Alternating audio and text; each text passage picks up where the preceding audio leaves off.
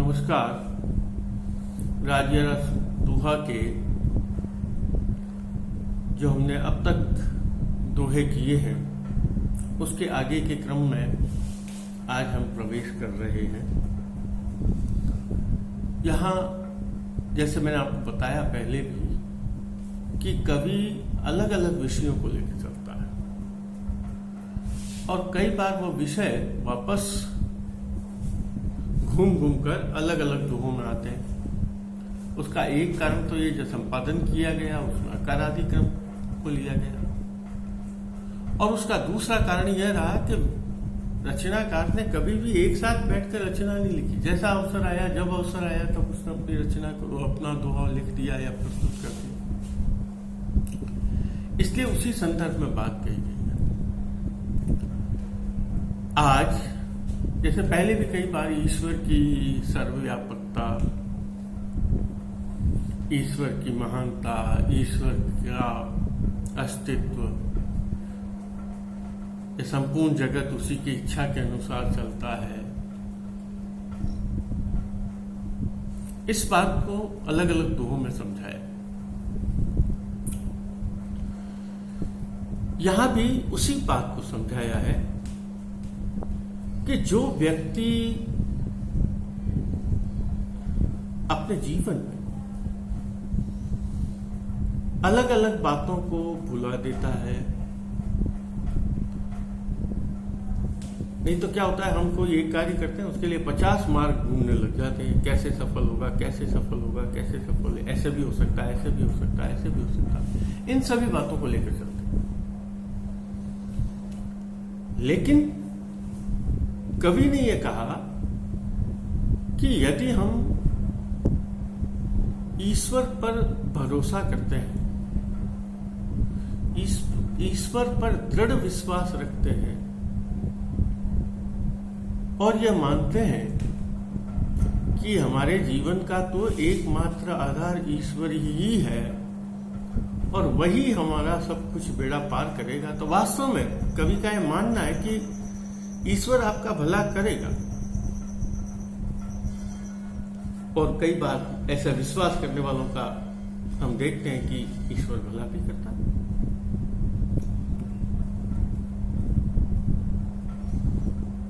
जो ईश्वर में भरोसा करता है, कवि का यह मानना है, जो ईश्वर में भरोसा करता है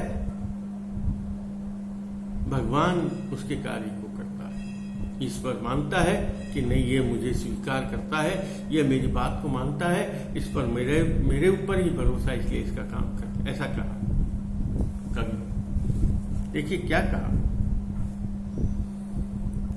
नहीं तो हम विकल्प कर लेते हैं, मार्ग ढूंढते रहते हैं, उपाय ढूंढते रहते हैं, लेकिन कवि ने यह कहा कि हमें इतने उपायों को, मार्गों को, इन सबको ढूंढने की आवश्यकता नहीं। हम केवल एक आस विश्वास भरोसा, एक आस विश्वास भरोसा रखेंगे तो हमें सफलता मिल जाएगी। और प्रभु भी ऐसी अवस्था में हमारे सहायक होते हैं। देखिए क्या कहा, तज सारी मन घात, एक तारी राखे अधिक, बाम में खानी बात, राम निभावे राज्य।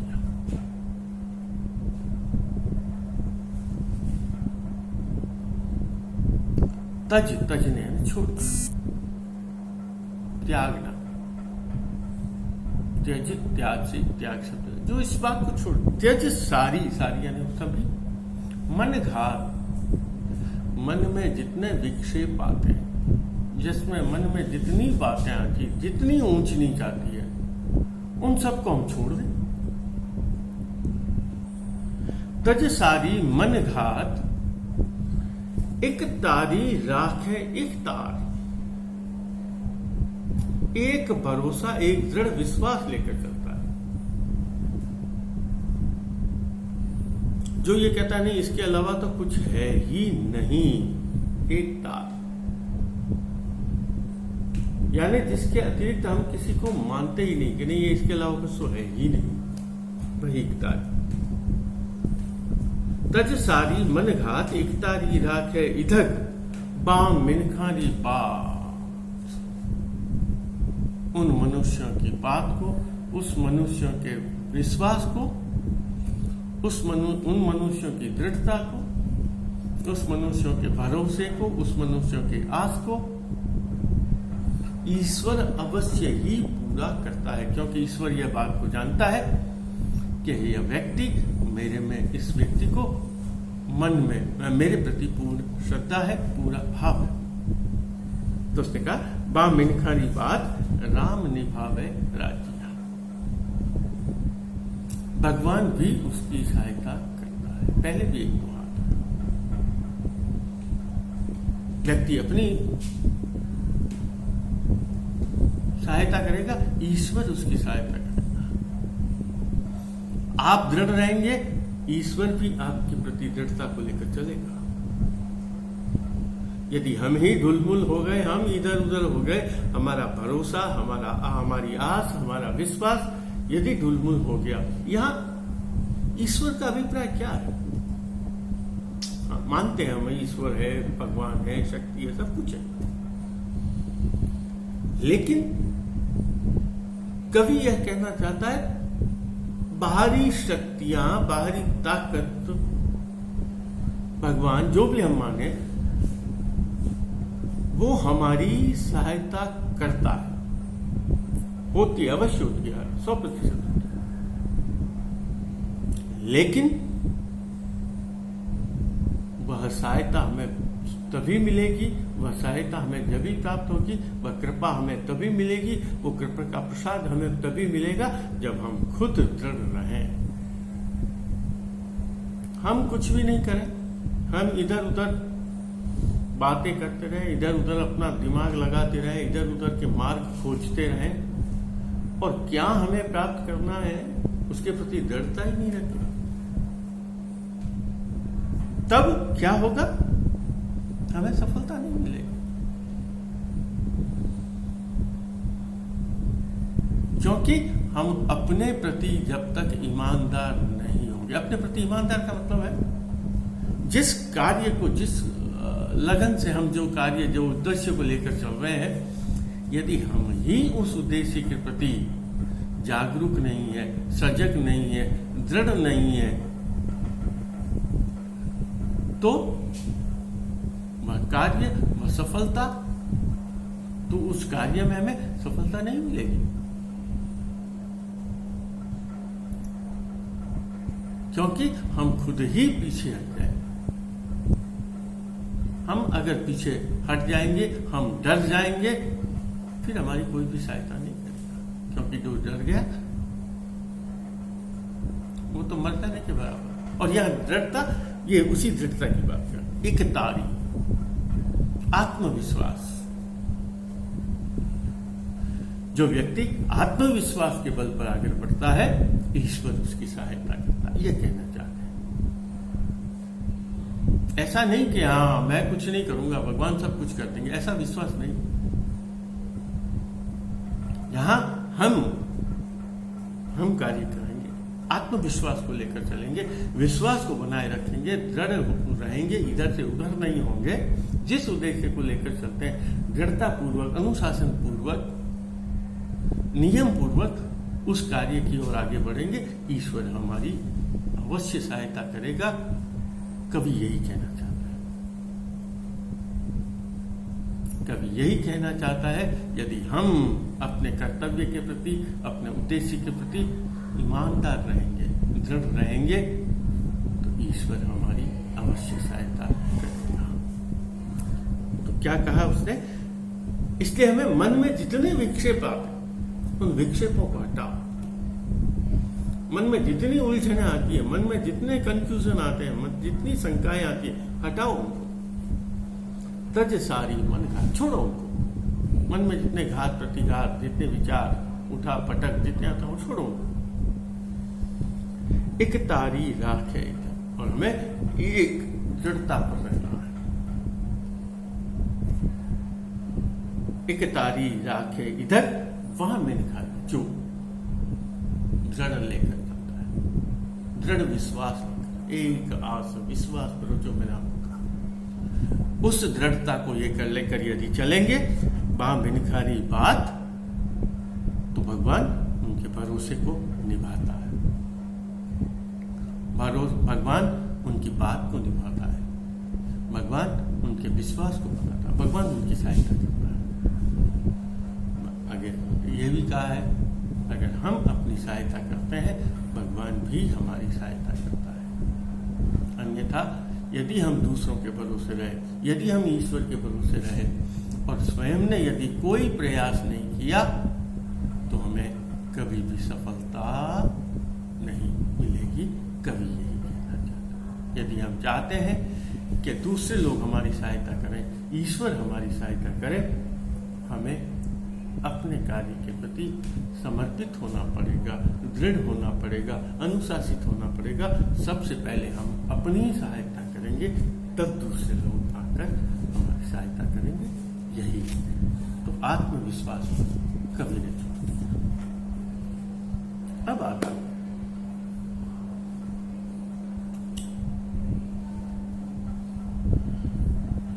आगे वाले दोहे में कवि ने यह कहा है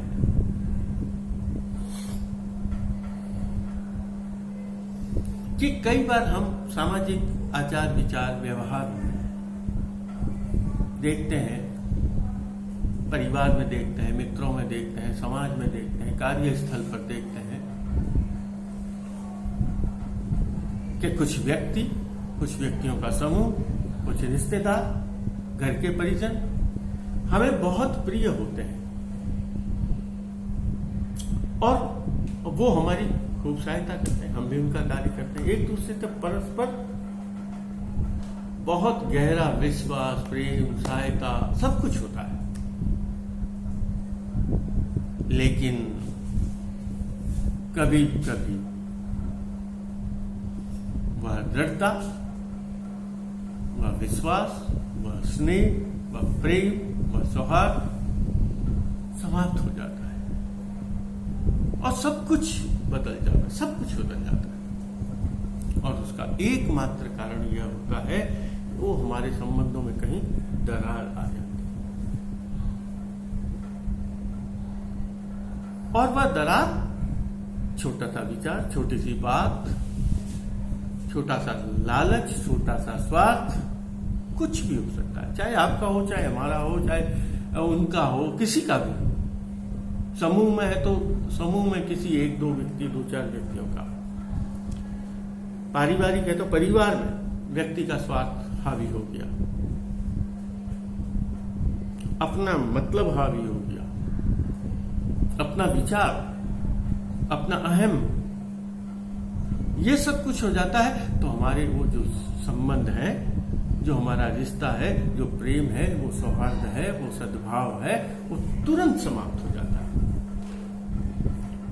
कई बार बना रहता है, वापस बनता है, जुड़ता भी है, लेकिन उस जुड़ने में, उस बनने में, उस प्रेम में, जैसे कोई चीज को जोड़ते ना, जुड़ जाते हैं, लेकिन वो दरार का निशान रहता है। धागा है, टूट गया, गांठ जरूर रही। तो जो उसमें सहजता थी, जो उसमें एक सीधापना था, जो उसमें तरलता थी, वो तरलता समाप्त हो गई। सौम्यता थी, वो सौम्यता समाप्त हो गई। जो मधुरता थी, वो मधुरता समाप्त हो गई। जो मीठापन था, वो मीठापन समाप्त हो गया। जो प्रेम था, वो प्रेम चला गया। जो सद्भाव था, वो सद्भाव चला गया। और इसका बहुत सुंदर उदाहरण, बहुत छोटा था, कभी कभी बहुत छोटा कारण, और कई बार तो हम उस बात को समझ ही नहीं पाते, क्यों संबंध बिगड़े, लेकिन संबंध बिगड़ जाते हैं। बहुत समय बाद पता चलता है, अरे हमारी यह गलती थी, या उसकी यह गलती थी, या इस कारण से हुआ, या उस कारण से हुआ। उसके बाद सब कुछ बदल जाता है। देखिए, उसने कवि ने हमारे लोक का बहुत सुंदर उदाहरण दिया। क्या उदाहरण दिया, देखिए। अपन पहले दोहे को देखते। तुरंत बिगाड़े ताह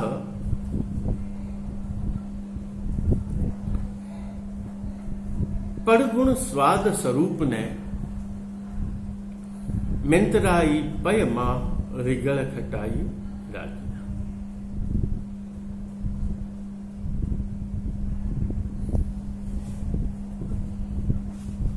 आप जानते हैं दूध पय शब्द का है। दूध में एक मिठास होता है, दूध में एक मधुरता होती है, एक तरलता होती है, एक रसता होती है, एक स्वाद होता है।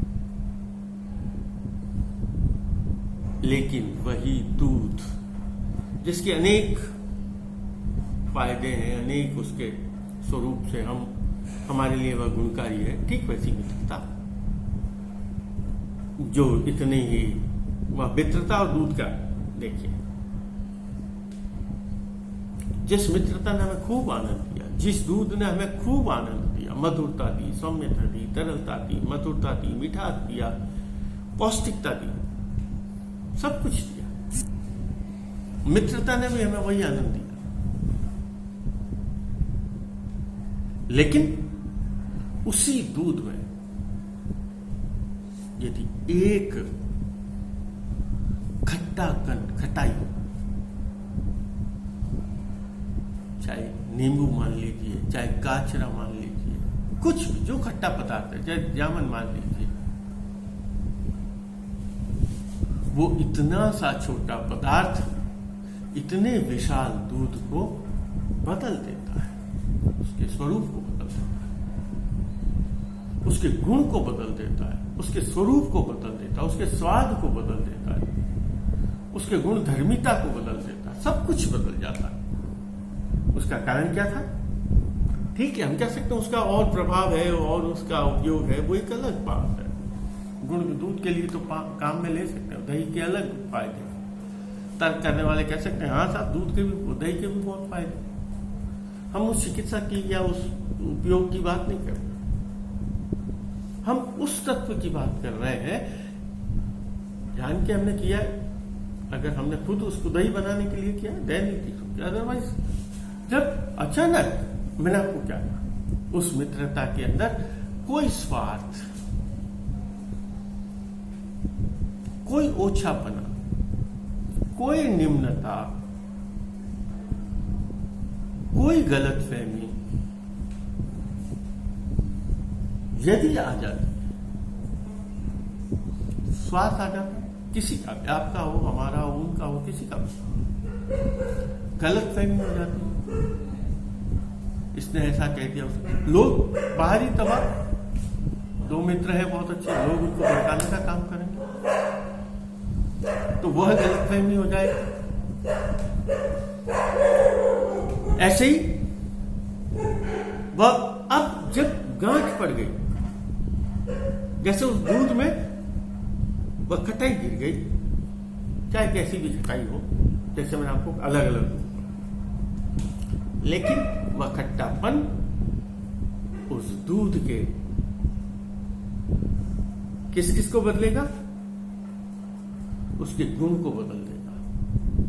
दूध और दही एक पदार्थ से बना हुआ है, दूध से बना हुआ है, दूध है, दूध से बना है दही, लेकिन गुणों को देखेंगे बिल्कुल अलग। स्वाद, उसमें मीठापन, इसमें खट्टापन और ज्यादा, और स्वरूप, दूध में तरलता है, दूध में सरसता है, द्रव्यता है, लेकिन दही में नहीं, गाढ़ापन आ गया, पानी अलग, दूसरी चीज अलग। तो मित्रता में भी यही हुआ, और मित्रता में क्या हुआ? स्वाद बदल गया, उसका स्वरूप बदल गया, उसका गुण बदल गया, जब उस मित्रता के अंदर, उस मित्रता के रिश्ते में कोई स्वार्थ का भाव आ गया, कोई गलतफहमी का भाव आ गया, कोई झूठ का आधार आ गया, कोई अविश्वास का आधार आ गया, कोई धोखे का आधार आ गया, कोई षड्यंत्र का प्रभाव आ गया, यदि ये सब कुछ हुआ ना, तो वह मित्रता भी समाप्त हो जाती है। हो सकता है हम औपचारिक रूप से मित्र बने रहें, औपचारिक रूप से वह रिश्ता रहे, बाहरी दिखावे के लिए वह रिश्ता रहे, वह मित्रता बनी रहे, लेकिन उस मित्रता में वह मधुरता जो दूध में थी, वो स्निग्धता, वो मिठास, वो सरसता जो दूध में थी, वह सरलता, वह सरसता, वह मिठास, वह स्निग्धता, वो सरसता दही में नहीं हो सकती। हो सकता है दूध कुछ और दिन चल जाता, लेकिन दही का स्वरूप। तो यहां इसी बात समझाने का प्रयास किया है कि जिस प्रकार दही, दूध में दही मिलकर उसके सभी को बदल देता, पूरा बदल देता, आमूलचूल परिवर्तन हो, ठीक उसी प्रकार गलतफहमी, षड्यंत्र, धोखा, झूठ, फरेब, ये सब हमारी मित्रता के स्वरूप को भी बदल देते हैं। अब करता क्या, केवल ये विशेषता नहीं बताई, केवल कभी ना इसका परिणाम नहीं बताया कि आपकी मित्रता बदल जाएगी यदि आपने इसको कुछ किया। तो कभी समझाना यह चाहता है, यदि हमने किसी से प्रेम किया है, हमने किसी से स्नेह रखा है, हमने किसी से आदर की बात बनाई रखी है, तो हमें उसमें खटाई जितनी गुंजाइश नहीं। अगर हमने उसमें खटाई को आने दिया, उसमें रिश्ते में कड़वाहट आने दिया, उस रिश्ते को कहीं भी बदलने का प्रयास किया, वह मित्रता ठीक उसी रूप में उसके गुण, स्वरूप और स्वाद को बदल देगी, जैसे दूध के स्वाद को खटाई दही बनाकर उसके स्वरूप, गुण और स्वरूप को बदल देती है। ठीक इसी प्रकार तो हमें धोखे से बचना है, झूठ से बचना है, षड्यंत्र से बचना है, गलतफहमी से बचना है, किसी के भड़काने से बचना है। और कैसे भी करके हमारी जो मधुरता है, हमारा जो प्रेम है, हमारी जो मित्रता है, उस मित्रता, उस प्रेम, उस मधुरता को बनाए रखना है। ठीक है बात, चलते हैं आगे।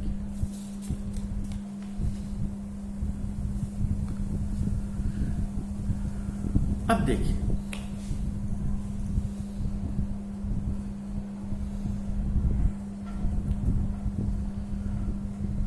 हमारे जीवन में कई बार अलग अलग विषयों को लेकर चल रहा है। देखिए, कई विशिष्ट विधि को लेकर चला, कभी एक बहुत ही अलग बात को कह रहा, और वो क्या होता है कि जैसे हम कोई कार्य करना चाहते हैं और वह कार्य हमें बहुत प्रिय है, हमारा स्वार्थ पूरा हो रहा है, हमारा उद्देश्य पूरा हो रहा है। यहाँ स्वार्थ का मतलब अपना उद्देश्य, अपना कार्य से है, वह पूरा हो रहा है। हम अस्वस्थ हैं तो स्वस्थ हो रहे हैं, हमारा घर बन रहा है, परिवार में जितने भी कार्य हो रहे हैं, उसमें यदि धन का व्यय होता है ना, तब वह धन को व्यय करने वाला व्यक्ति दुखी नहीं होता। क्यों दुखी नहीं होता? क्योंकि लगता है ये चाह कर खर्च किया गया।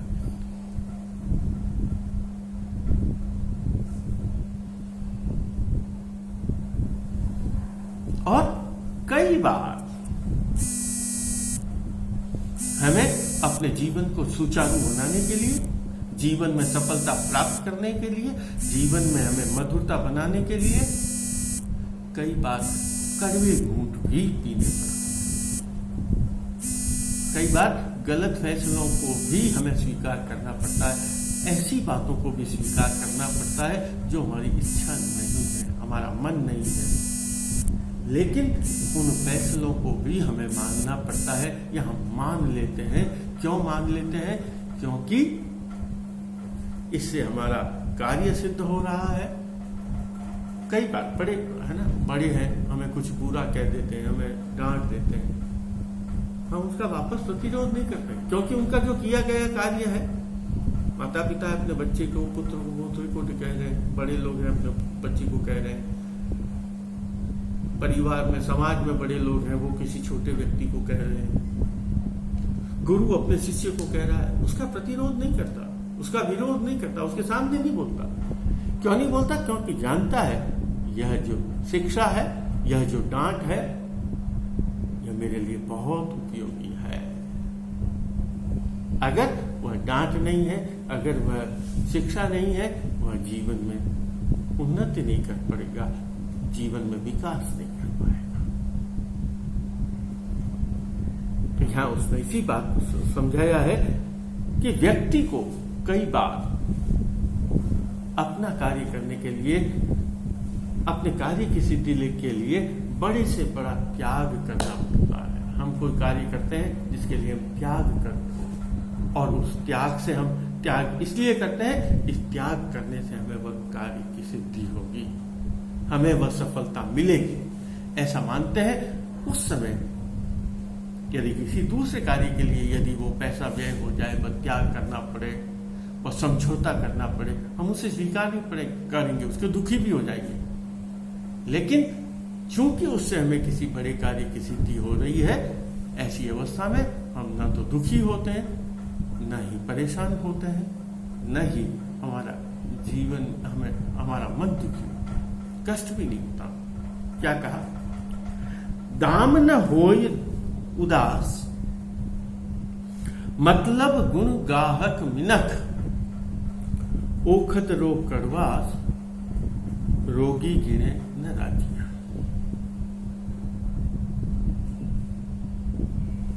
पहले में आगे की जो बात बताई ना, वो उदाहरण इतना बता देता हूं कि आपको सब बात समझ आए। एक रोगी है, जिसे बहुत मधुर स्वाद, अच्छे स्वाद अच्छे लगते हैं, संयोग से वो बीमार पड़ जाता, रोगी हो जाता, और वो रोग को दूर करने के लिए उसे बहुत ही कड़वी दवाई पीनी पड़ती है, और वह चाहता है कि मैं मधुर पान करूं, मधुरता लेऊं, मीठा खाऊं। लेकिन यदि वैद्य उसे कह देता है यह मीठा आपके लिए जहर है, यह मधुरता आपके लिए जहर है, आप जब भी स्वस्थ होंगे जब यह कड़वी दवाई पिएंगे।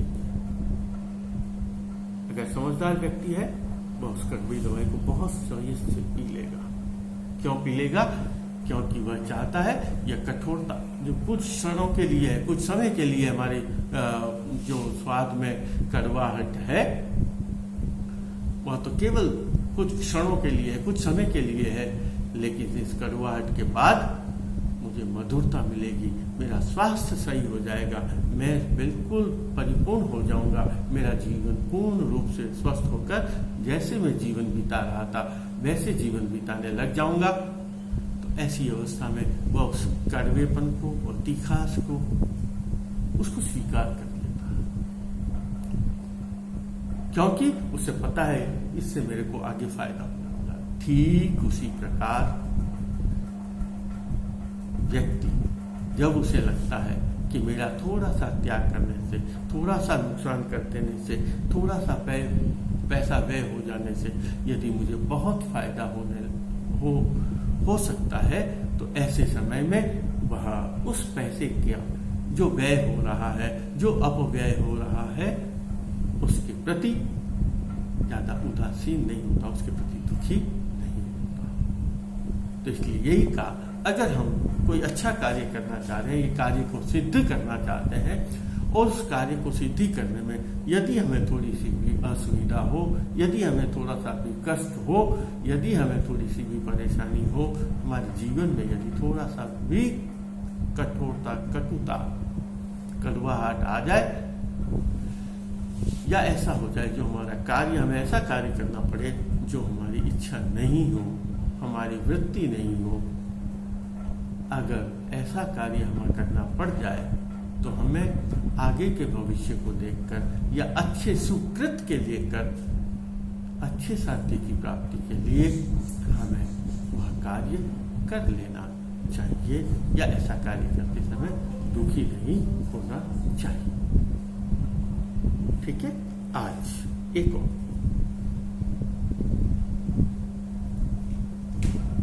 कुछ व्यक्ति होते हैं जिनमें कोई विशेषता होती,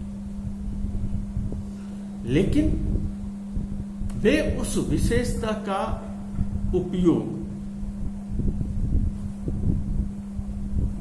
कोई शक्ति होती है, कोई क्षमता होती है, लेकिन वे उस विशेषता, उस क्षमता, उस शक्ति का प्रयोग गलत कार्य करते हैं या उनकी दृष्टि हमेशा गलत कार्य की तरफ है। तो यहां उसी पता और वो अपनी उस निम्न विचार को, उस दुष्टता को, उस ओछेपने को कभी भी छोड़ता नहीं। और वहां चाहे कितने भी अच्छे कार्य में उसको लगा दिया जाए, वहां उसकी वृत्ति, वहां उसकी मानसिकता, वहां उसका विचार ठीक वैसा ही बना रहेगा, वैसी उसमें तुच्छता, वैसा ही उसमें निम्नता, वैसे ही ओछापना बना रहेगा।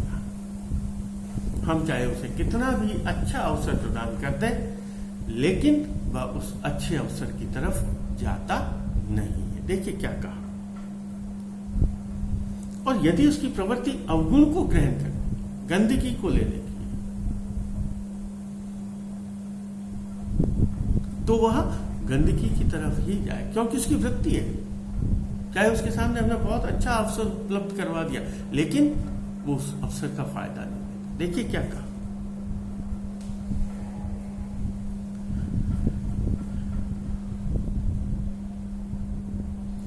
दुष्ट सहज समुदाय, गुण छोड़े अवगुण गहे, जौक चढ़ी कुछ जाए, रातों पीवे राजिया।